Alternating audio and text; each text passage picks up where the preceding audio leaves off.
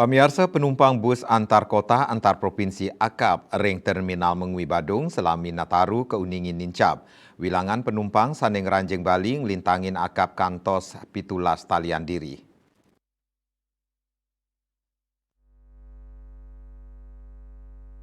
Kepala Dinas Perhubungan Provinsi Bali IGW Samsi Gunarte kaketus saking kantor berita antara tanggal kutus Januari wedarang anutin saking rekapitulasi salami pitus rahina ungkuran wenten panincapan penumpang bus akap ngelintangin terminal Mengui sekantos 57%.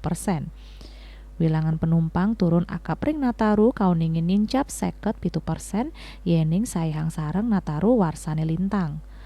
Bus akap sane makte penumpang salami Nataru kauningin kantos 700 kali likur kendaraan nincap sayhang sareng warse sadurungannyane kantos sama sediase palinggihan.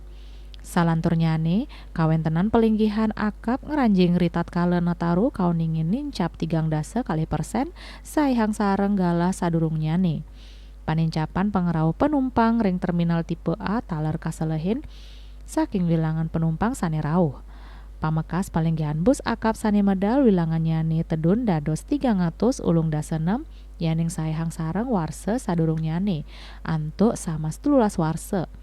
Wilangan inucap kauningin nincap sayhang sareng warse sadurungnya nih penumpang sane ngeranjing 700 kali diri penumpang miwa sama selikur diri penumpang kadure Bali.